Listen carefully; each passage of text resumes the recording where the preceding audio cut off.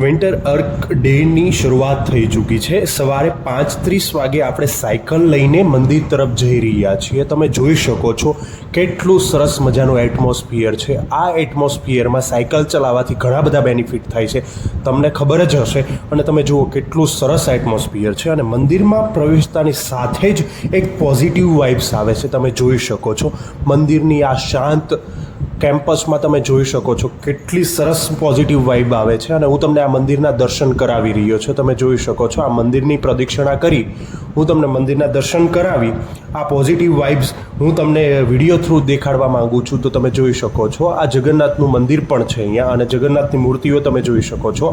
અને ત્યાંથી દર્શન કરી આપણે આપણા વર્કઆઉટ પ્લેસ ઉપર સાયકલ લઈને આવી ગયા છીએ। તે પહેલાં તો આપણે સ્ટ્રેચિંગ કરીશું જેનાથી બોડી આપણને રિલેક્સ થઈ જાય। અને વિન્ટર અર્કની આ ચેલેન્જમાં કેટલા લોકો કરી રહ્યા છે તે મને કોમેન્ટ સેક્શનમાં જણાવો।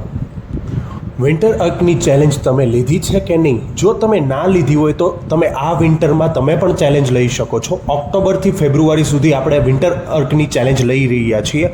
તમે પણ આ વિન્ટર અર્કની ચેલેન્જ લેવા માંગો છો તો મને કોમેન્ટ સેક્શનમાં જણાવો કે તમે પણ વિન્ટર અર્કની ચેલેન્જ લેવા માંગો છો। આપણે આ સ્ટ્રેચિંગ કરી રહ્યા છીએ। સ્ટ્રેચિંગ કર્યા બાદ આપણે ઘણા બધી એક્ટિવિટીઝ કરવાની છે અને આ એક્ટિવિટીઝ સાથે આપણે બેન્ડ વર્કઆઉટ પણ કરીશું। બેન્ડ વર્કઆઉટ કરવાથી આપણને બોડીના બધા ફંક્શનલ સ્ટ્રોંગ બને છે અને હેલ્ધી બને છે।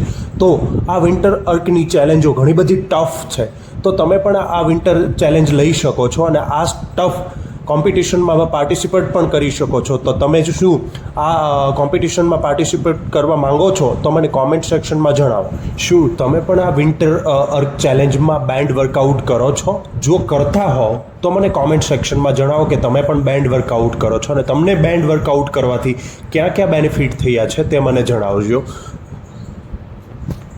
હવે આપણે કરી રહ્યા છીએ હનુમાન દંડ। તમે જોઈ શકો છો હનુમાન દંડ કરવાથી આપણી ચરબી દૂર થાય છે અને કમરના દર્દ પણ દૂર થાય છે। તમે જોઈ શકો છો હનુમાન દંડ આ પોઝિશનમાં આ રીતે કરવાના છે, તેનાથી તમારી ચરબી પણ દૂર થશે અને કમરના દર્દ પણ દૂર થશે। હવે આપણે પુશઅપ કરવાના છે અને પુશઅપ કરવાથી આપણું ટેસ્ટોસ્ટેરોન લેવલ વધે છે અને હાડકાં મજબૂત થાય છે અને સ્ટેમિના વધે છે। તમે પણ આ પુશઅપ કે ઉઠક બેઠક કરી રહ્યા છો તમે મને કોમેન્ટ સેક્શનમાં જણાવો। અને આ વિન્ટર અર્કની ચેલેન્જ બહુ જ ટફ રહેવાની છે, તો તમે પણ આ ટફ કોમ્પિટિશનમાં પાર્ટિસિપેટ કરી મને જણાવો।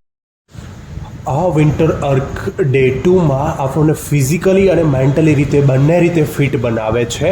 તો તમે પણ આમાં પાર્ટિસિપેટ કરી અને એક ચેલેન્જ લો કે તમે ફિટનેસ બાબતે લ્યો, યોગાસન બાબતે લ્યો, કોઈ પણ બાબતે તમે લઈ શકો છો। પણ આ ચેલેન્જ લ્યો તો તમારામાં કેટલા બધા બોડીમાં ચેન્જીસ આવશે। તો તમે જોઈ શકો છો આપણે અત્યારે દંડ બેઠક કરી રહ્યા છીએ, તો તમે પણ દંડ બેઠક કરો અથવા પુશઅપ કરો, કોઈ પણ એક્ટિવિટીઝ કરી ફિટનેસ બાબતે કરો કે યોગાસન બાબતે કરો, પણ આમાં પાર્ટિસિપેટ કરી તમે ફિટનેસ અને યોગાસનો તરફ જાઓ। ને હવે આપણે કરી રહ્યા છીએ રોપ જમ્પ। રોપ જમ્પ કરવાથી શું શું ફાયદા થાય છે? રોપ જમ્પ કરવાથી તે આપણું ફેટ લોસ થાય છે, જેના કારણે આપણું વજન ઘટે છે અને આપણા લેગ પણ મજબૂત થાય છે। લેગ મજબૂત થાય છે અને બોડી આપણું ટોનિક બને છે અને જેના કારણે આપણું બોડી એટ્રેક્ટિવ લાગે છે। અને તમે જોઈ શકો છો કે આપણે આટલા જમ્પ કરી પણ બોડી આપણું ટોનિક બનાવવા માંગતા હોય તો તમે રોપ જમ્પ કરી શકો છો।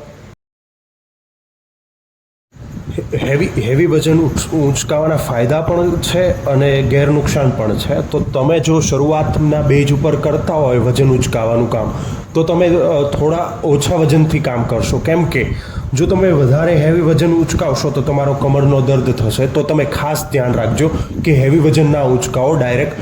પહેલાં તમે નોર્મલી બેઝિક વજન ઉંચકાવો, પછી તમે હેવી વજન ઉંચકાવજો। આમાં તો હું પણ હેવી વજન ઉંચકાવી રહ્યો છું। પહેલાં પણ મને પણ કમર દર્દ થઈ રહ્યો હતો, પણ હવે કંઈ પ્રોબ્લેમ નથી થતો। તો તમે પણ ધ્યાન રાખજો કે ડાયરેક્ટલી તમે હેવી વજન ના ઉંચકાવો। અને આ હેવી વજન ઉંચકાવવાના કારણે આપણા બોડી ફિટ એકદમ બને છે, સ્ટ્રોંગ બને છે।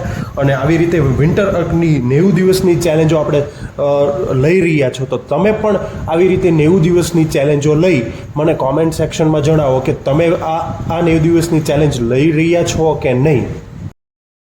વિન્ટર અર્કની આ મેઇન ચેલેન્જ મારા માટે છે કે વેસ્ટ પ્લાસ્ટિકની સફાઈ કરી આપણે એને એન્વાયરમેન્ટને થોડું સાફ કરવાની હું ટ્રાય કરી રહ્યો છું. આ 90 દિવસની હું ચેલેન્જ લઈશ કે હું વધારેમાં વધારે વેસ્ટ પ્લાસ્ટિકને કલેક્શન કરીશ. અને આજના દિવસમાં મેં વેસ્ટ પ્લાસ્ટિકને 10 કિલો મેં કલેક્શન કર્યું છે. આપણે બોડીનું વર્કઆઉટ તો કરી લીધું છે. હવે સાથે સાથે આપણે બોડીનું ડિટોક્સ પણ કરવું જરૂરી છે. મારા પગમાં બળતરા થઈ રહી છે, તો હું મારા બોડીના ડિટોક્સ માટે એક ગારામાં જઈ ત્યાં પગ મારા રાખી અને હું ડિટોક્સ કરી રહ્યો છું. તમે પણ